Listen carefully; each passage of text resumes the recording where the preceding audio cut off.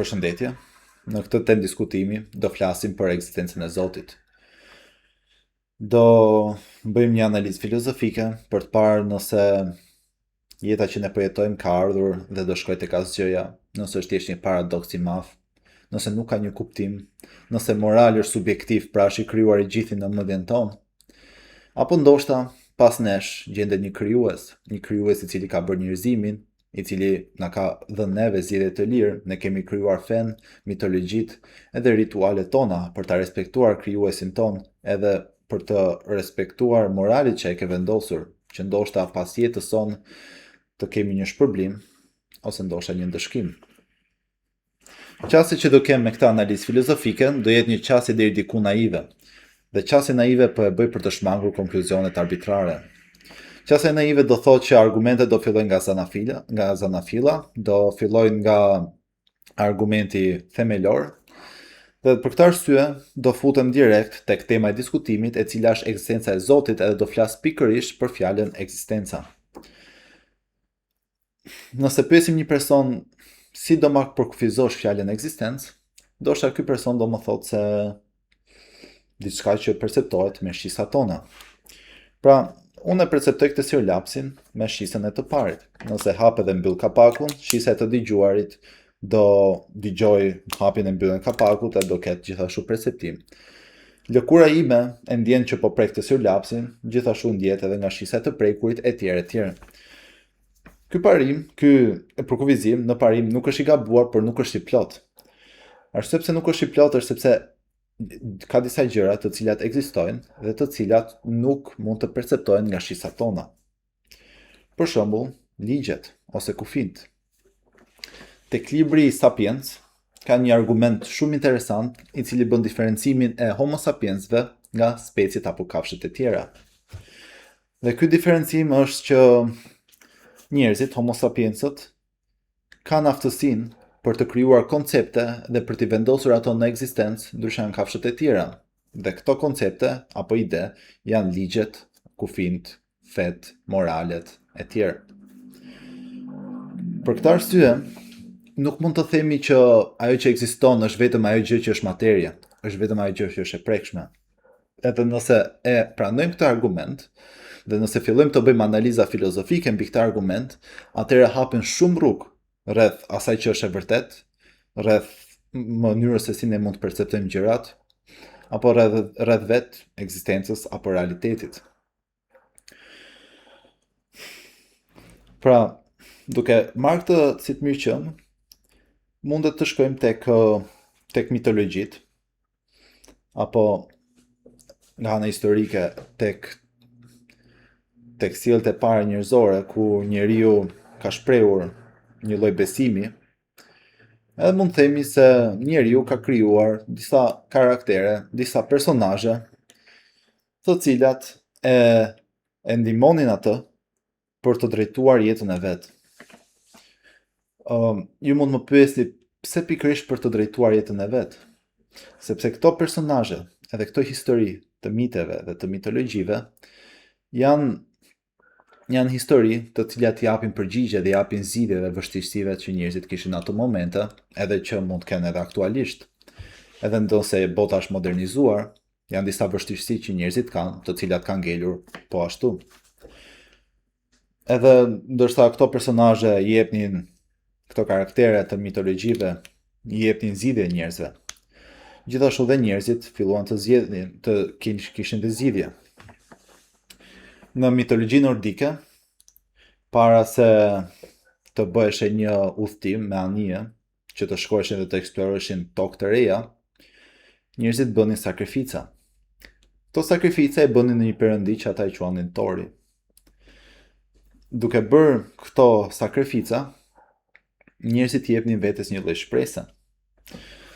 Ndoshta me logjikën e sotshme, rruga apo moti se si do ishte apo fati jon nuk të përcaktohej nga sakrificat, nga kafshët që ne vrisnim, ndonjëherë edhe nga njerëzit që ne vrisnim për ta realizuar këtë dëshirë që ne kishim. Pra, nuk ka asnjë lloj nga ana shkencore korrelacioni. Unë vras një kafshë dhe domosdoshmërisht kjo lidhet që unë do kem fat më të mirë me udhtimin që do bëj. Në rregull, kjo është e vërtet, por gjithashtu ç'është e vërtet është se duke bërë këtë sakrificë, njeriu mbushet me emocione motivimi për ta bërë këtë udhtim. Edhe duke mbushur me emocione motivimi, patjetër që edhe nëse gjente vdekjen, gjithashtu shkonte dhe gjente mundësinë. Vërtet, disa njerëz mund të kenë vdekur duke bërë udhtime shumë të rrezikshme, por duke shkuar tek e panjohura dhe tek e rrezikshmja, gjithashtu të janë hapur rrugët edhe për mundësi të reja edhe për zhvillim.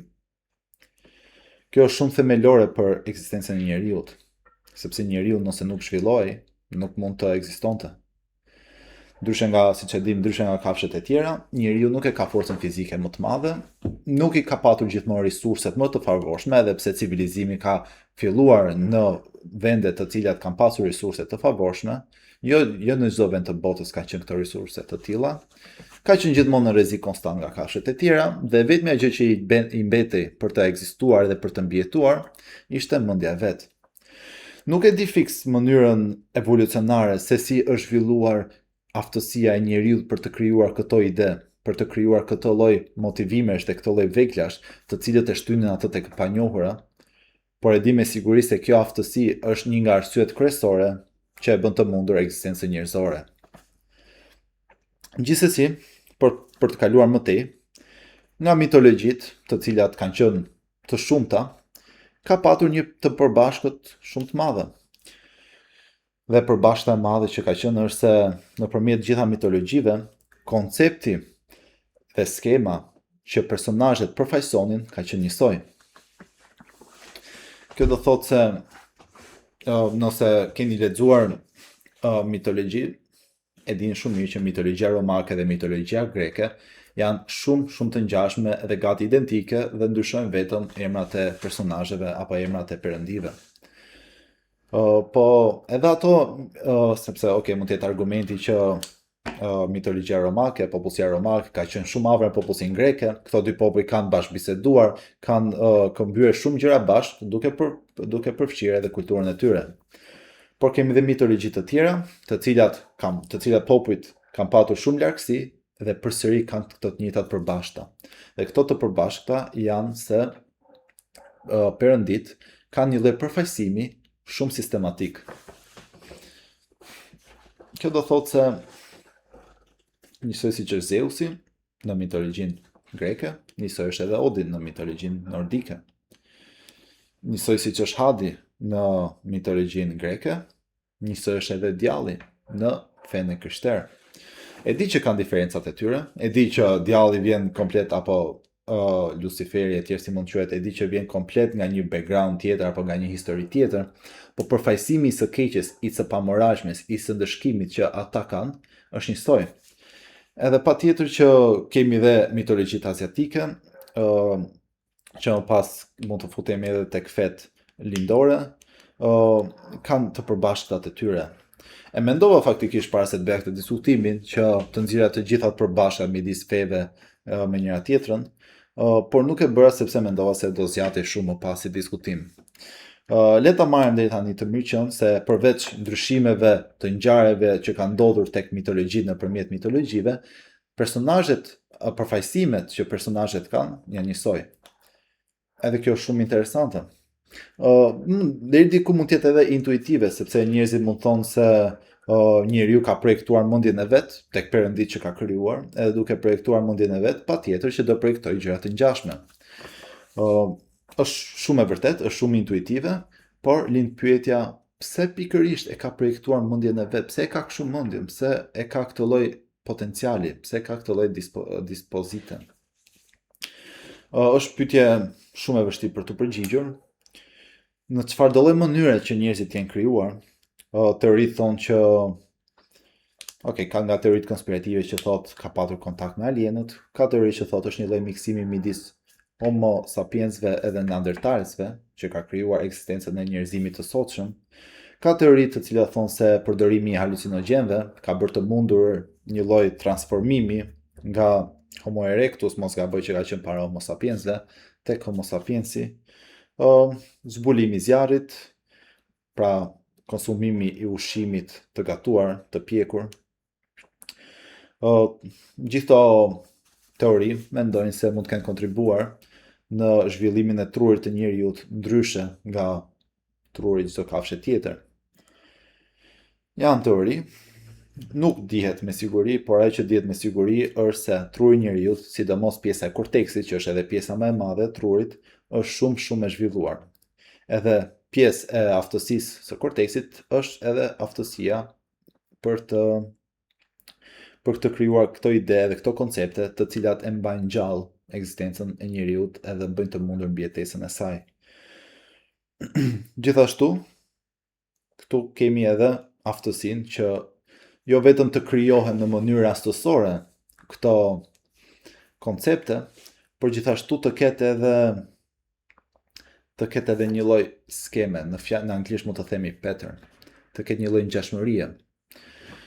Pra mund themi që truri jon nuk është tabula rasa. Tabula rasa është një koncept filozofik i cili thotë se truri është zero, është me zero informacion në fëmirin ton, edhe ndërkohë që ne rritemi, çdo gjë që ne na serviret, na edukon neve edhe na formon personalitetin ton.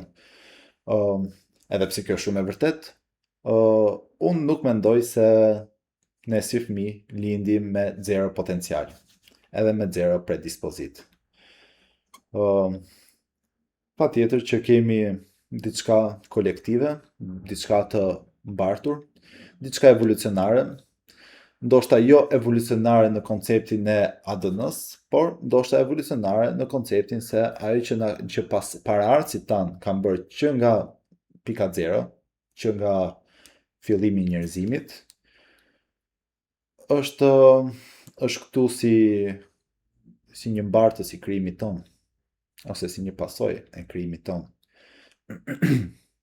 Edhe mendimi im nuk është sepse unë jam shumë i zgjuar, por mendimi im është i tillë sepse unë kam lexuar për këtë teori, edhe kjo teori quhet teoria e pavedijes kolektive, e cila vjen nga psikologu Carl Jung. Duke lënë më një anë këtë teorinë, e duke futur përsëri tek feja, pa u shmangur shumë diskutimeve, mund të themi se nga ana historike, 3000 vite para Krishtit, doli feja e parë, e cila njihet si judaizmi. Ka një ndryshim shumë të madh midis mitologjive edhe feve. Edhe ai ndryshimi mund të shihet tek një lloj transformimi që është bërë me këto perëndit apo me zotrat. Ndryshimi është se ndërsa tek mitologjit ka patur shumë perëndi dhe këto perëndit kishin një lloj përgjegjësie apo përfaqësimi personal të një shqetësimi apo një mungese përgjigje që njeriu kishte, tek fet, të gjitha këto u grumbulluan së bashku tek vetëm një koncept, një entitet, i cili u njoh më pas si Zoti. Pra, në fe, njeriu nuk e ka më të nevojshme që të lutet tek perëndia e motit kur i duhet moti, nuk e ka më të nevojshme që të lutet tek perëndia e luftës kur do të fitojë në luftë, por ka vetëm një perëndi për të lutur për gjitha nevojat që ai ka. Në një farë mënyrë mund të themi që është më praktike. Gjithsesi, edhe pse të gjitha perëndit u bashkuan, diçka nuk u bashkua. Nuk u bashkua perëndia e asaj që konsiderohet e lig apo moralisht e keqe. Çdo mitologji e ka një personazh i cili përfaqëson të keqen, edhe mitologjia shqiptare ka Balozin. Edhe më pas edhe kur u kthye në fe, doli koncepti i djallit. Unë e di që tek Vjata e vjetër koncepti i Luciferit nuk ekzistonte fare, edhe ma faktikisht Zoti e kishte vetë një lloj koncepti apo një lloj përfaqësimi ku e kishte edhe kapacitet për të keqen. E kjo mund shihet tek Arka e Noes. Ata që kanë shumë njohuri në krishtërim, edhe në Bibël, ndoshta mund të korrigjojnë se mund të kenë bërë disa gabime, nuk kam aq njohuri të sakta, por kam disa njohuri, le të themi. Mendoj se shumë interesante argumenti dhe fakti pse keqja nuk është integruar një të vetme, njësoj siç u integruan të gjitha perëndit në një gjë të vetme që është Zoti. Gjithsesi, nuk ndoshta edhe një për tani mund ta anashkalojmë këtë pyetje, por mund të themi se nga mitologjia në fe ndodhi një lloj revolucioni ku perëndit u integruan në një të vetme. Po të krahasojmë perëndimin me lindjen, mund të themi se ka filozofit fet perëndimore nga fet lindore, mund të themi se ndryshimi vetëm midis këtyre feve, përveç detajeve historike dhe etj, po them në koncept si përfaqësor të përgjithshëm, ndryshimi vetëm është se në fet perëndimore, krishtërim, islam, judaizëm etj, Zoti është aty lart, edhe në fet lindore, budizëm, hinduizëm etj, Zoti është në mendjen tonë.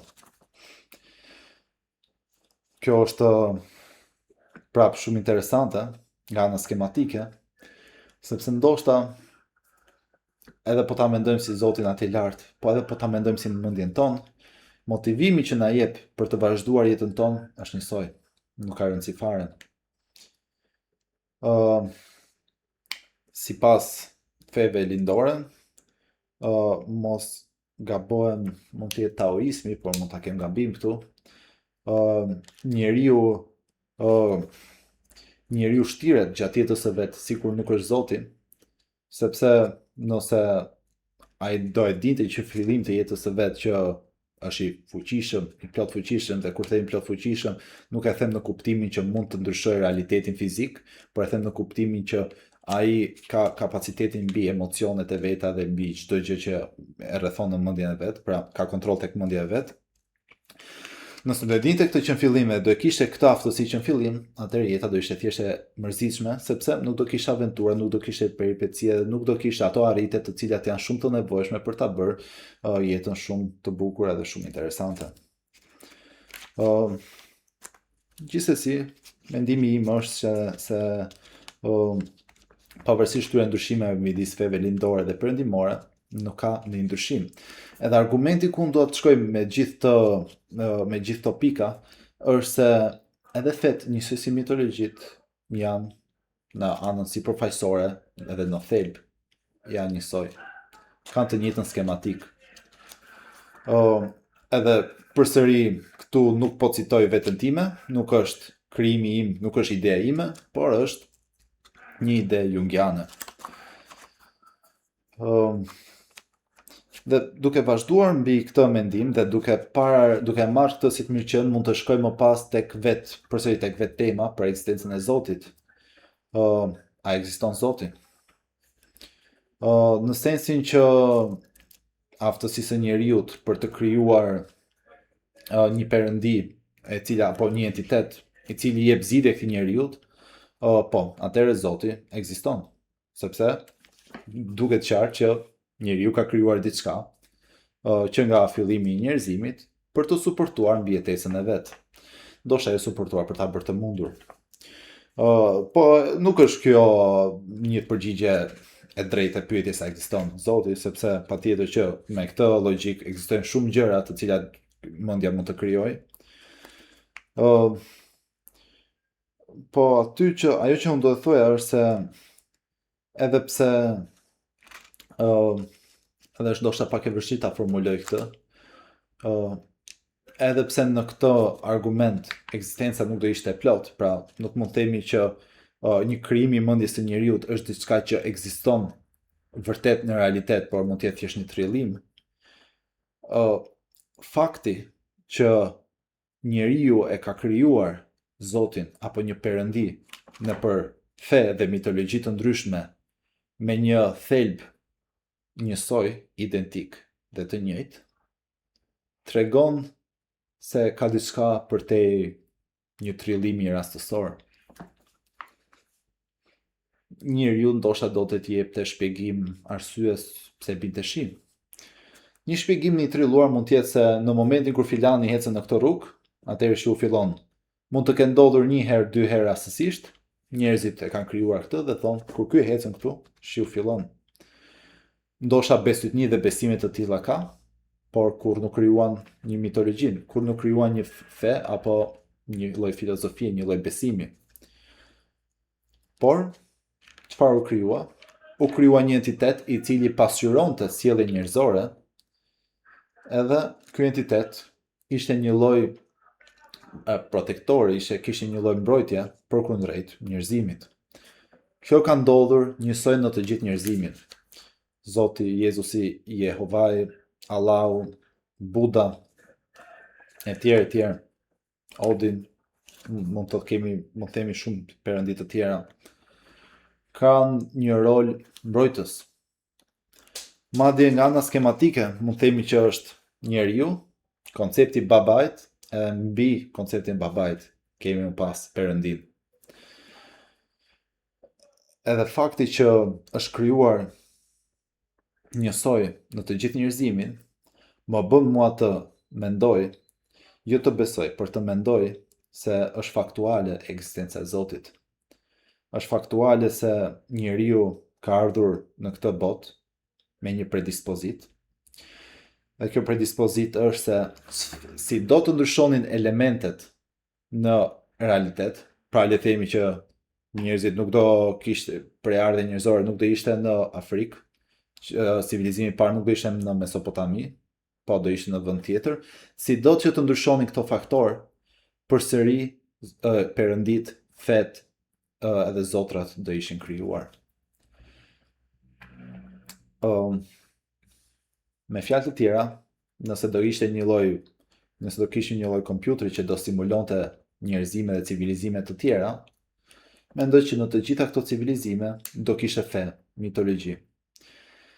Edhe mendoj se këto fe dhe mitologji, ndonse detajet dhe historitë e tyre do i kishin të ndryshme, koncepti do ngele njësoj. Edhe fakti që ky koncept do ngele njësoj, do thotë që njeriu është krijuar me një predispozit. Dhe kjo predispozit është që njeriu të krijojë Zotin. Kam bërë një temë eseje më parë, dhe tema eses ishte a e krijoi njeriu fen apo a e krijoi Zoti fen. Mendimi im është se njeriu ka krijuar Zotin, ka krijuar fen, por Zoti e ka krijuar njeriu që njeriu të krijonte fen edhe Zotin. Është shumë interesante ta mendosh në këtë perspektivë argumentin. Është në një farë mënyre, po ta marrim si hipotezë të mirëqenë, në një farë mënyre është mënyra më e pastër dhe më e qartë për zgjedhjen e lirë. Sepse nëse do mungonte argumenti se njeriu e ka krijuar fen edhe Zotin, por më përpara ka qenë Zoti që ka krijuar fen, atëherë gjithashtu do mohonim se njeriu ka zgjedhje të lirë, edhe do aprovonim se çdo gjë është e determinuar. Feja e krishterë thotë se ne kemi zgjedhje të lirë, por nëse nuk besojmë, atëherë mund të shkojmë në ferr.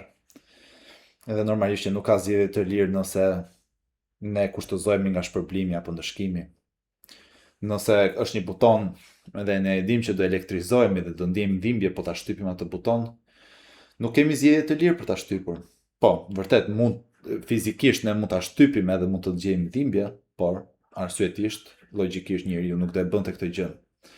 Kështu që për këtë arsye, nëse Zoti e ka krijuar njeriu, ku njeriu ka predispozitën për të krijuar këtë lloj besime, edhe këtë lloj entitetesh, të cilat e bëjnë të mundur ekzistencën e vet, nëpërmjet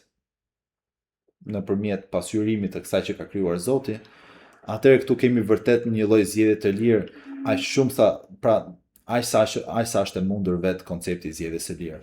Nuk e di apo bëj shumë sens me këtë argumentin që po them, po mundohem që ta them si argument.